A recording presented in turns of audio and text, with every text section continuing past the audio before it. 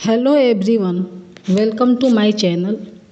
आज हम पढ़ेंगे हिंदी क्लास 12 के चैप्टर 5 से हिंदी काव्य से संकलित जयशंकर प्रसाद द्वारा रचित श्रद्धा मनु, जिसका पार्ट 1 और पार्ट 2 पढ़ा दिया गया है। इस वीडियो में आपको पार्ट 3 देखने को मिलेगा। तो आइए देखते हैं जयशंकर प्रसाद द्वारा रचित श्रद्धा मनु का पार्ट 3। पार्ट 3 की पहली पंक्ति है, तप नहीं केवल जीवन सत्य, करुण यह क्षणिक दीन अवसाद। तरल आकाश से है भरा, सो रहा आशा का आह्लाद। श्रद्धा कहती है कि हे तपस्वी, केवल तपस्या करना ही जीवन का सत्य नहीं है। तुम जिस करुणा और दुख की स्थिति में जी रहे हो वह जल्द ही समाप्त होने वाली है। वास्तव में मानव का जीवन आशा, उत्साह और खुशियों से परिपूर्ण है। बस आवश्यकता है उन्हें जगाने की। अतः हमें उत्साह के साथ होकर जीना चाहिए। निराशा का दामन हमेशा के लिए छोड़ देना चाहिए। अगली पंक्ति है, प्रकृति के यौवन का श्रृंगार करेंगे कभी न बासी फूल, मिलेंगे वे जाकर अति शीघ्र, आह उत्सुक है उनकी धूल। श्रद्धा कहती है कि प्रकृति अपने यौवन का श्रृंगार कभी भी बासी अथवा मुरझाए हुए फूलों से नहीं करती है, क्योंकि वे मुरझाए हुए फूल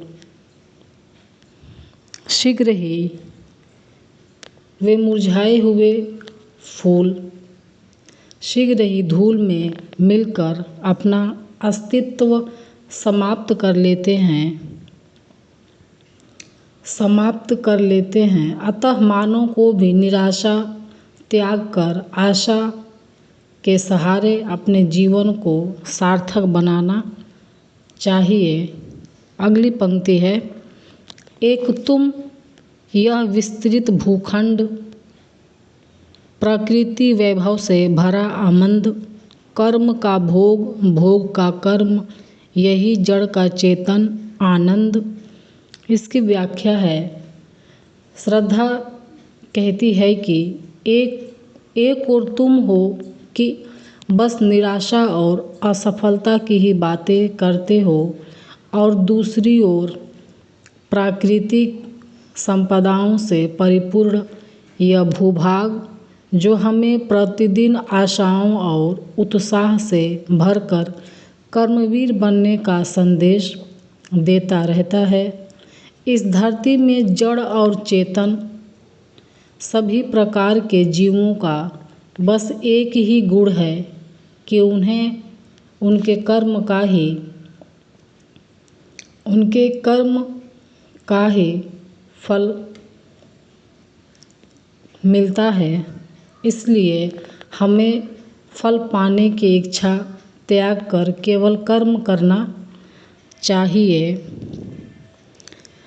अगली पंक्ति है, अकेले तुम कैसे असहाय यजन कर सकते तुच्छ विचार, तपस्वी आकर्षण से हीन कर सके नहीं आत्मविस्तार। श्रद्धा मनु से कहती है कि हे तपस्वी, श्रद्धा मनु से कहती है कि आपके विचार बड़े ही तुच्छ हैं। तपस्वी जो लोग दीनहीन विचारों वाले होते हैं वह कभी भी स्वयं को सफल नहीं बना पाते। इसलिए तुम अकेले यज्ञ करोगे तो सफल नहीं हो पाओगे, क्योंकि यज्ञ के दौरान पत्नी का होना ज़रूरी है। अतः हे तपस्वी, तुम्हें जीवन से अलग होकर जीने की इच्छा त्याग देनी चाहिए और कर्मवीर बनकर जीने का संकल्प लेना चाहिए। अगली पंक्ति है, समर्पण लो सेवा का सार, सजल संस्कृति का यह पतवार। आज से यह जीवन उत्सर्ग, इसी पद तल में विगत विकार। श्रद्धा मनु से कहती है, मैं तुम्हारी सेवा करना चाहती हूँ, इसलिए तुम मुझे स्वीकार कर लो। इस प्रकार मेरा सेवा कर्म इस जल से युक्त, समस्याओं से युक्त संसार के लिए पतवार बनकर लोक कल्याण में सहायक होगा। तुम्हारे पिछले सभी दोषों को भूलकर मैं आज से अपना जीवन तुम्हें सौंप रही हूँ। जग के कल्याण के लिए मुझे अपनी पत्नी स्वीकार कर लो। अगली पंक्ति है, बनो संस्कृति के मूल रहस्य तुम्ही से फैलेगी वह बेल, विश्व भर सौरभ से भरा, सौरभ से भर जाए सुमन के खेलो सुंदर खेल। श्रद्धा कहती है कि हे तपस्वी, मुझे अपनाकर सृष्टि को आगे बढ़ाने में सहायक बनो और इसके रहस्य अर्थात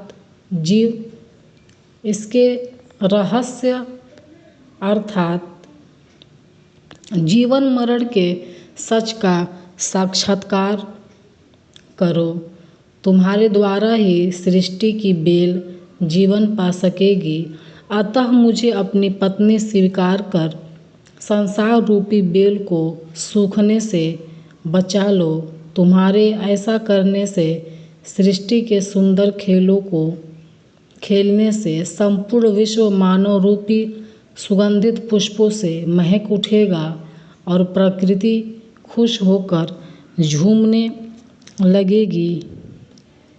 अगली पंक्ति है, और यह क्या तुम सुनते नहीं, विधाता का मंगल वरदान, शक्तिशाली हो विजयी बनो, विश्व में गूंज रहा जयगान।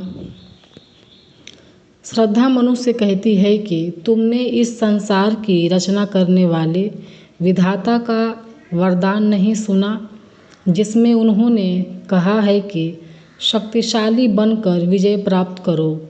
श्रद्धा कहती है कि मनु, तुम इस नवीन सृष्टि का विकास करने के लिए तैयार हो जाओ।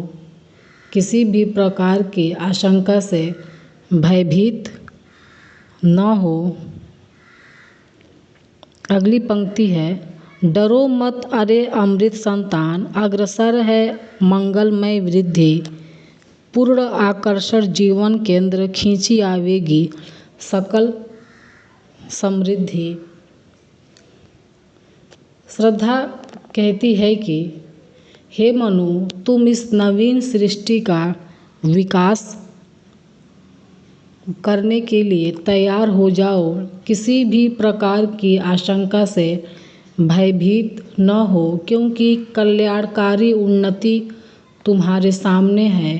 तुम्हारा जीवन आकर्षण से भरा है, अतः सभी सुख समृद्धियाँ और वैभव स्वयं ही तुम्हारे सामने उपस्थित हो जाएगा।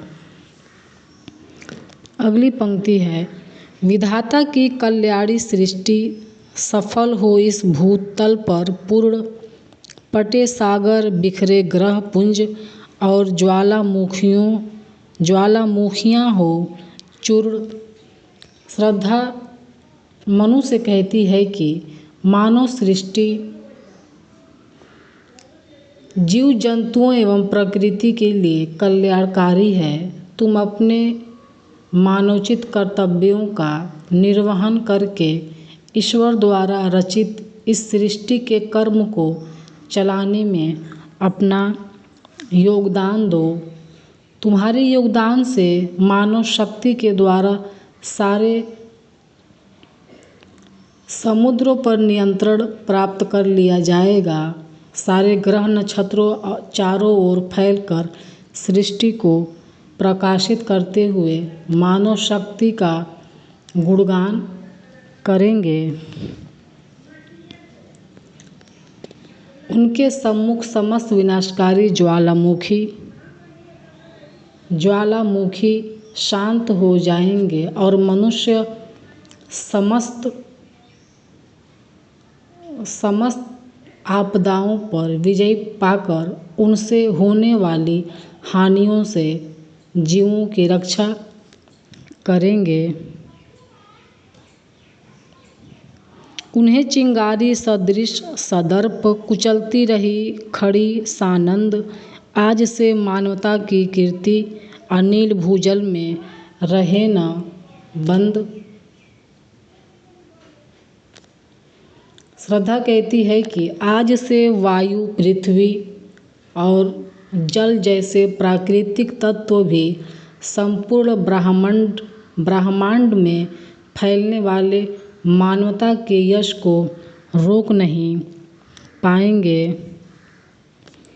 अगली पंक्ति है, जल्दी के फूटे कितने उत्स द्वीप कच्छप डूबे उतराए, किंतु वह खड़ी रहे दृढ़ मूर्ति अभ्युदय का कर रही उपाय। श्रद्धा मनु को समझाती है कि भीषण प्रलय में समुद्र के बहुत से स्रोत फूट गए थे और चारों ओर जल ही जल हो जाने की स्थिति में द्वीपों सहित कछुआ आदि समस्त जीव जंतु उसमें डूबने और बहने लगे थे। इसके बावजूद मानवता की रक्षा और उत्थान के लिए नया प्रयास जारी है। मानवता की दृढ़ मूर्ति के रूप में स्वयं हम दोनों यहाँ एक साथ विद्यमान हैं। शक्ति के विद्युत कण जो व्यस्त विकल बिखरे हैं हो निरुपाय, समन्वय उसका करे समस्त विजयिनी मानवता हो जाए।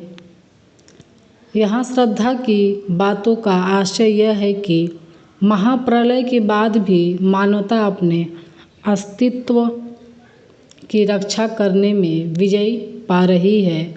आगे श्रद्धा कहती है कि इस सृष्टि की रचना शक्तिशाली विद्युत कणों से हुई है, किंतु जब तक विद्युत कण अलग अलग होकर भटकते हैं तब तक ये शक्तिहीन होते हैं, और जब ये मिल जाते हैं तब इसमें अपार शक्ति का स्रोत प्रस्फुटित होता है। ठीक उसी प्रकार जब तक मानव अपनी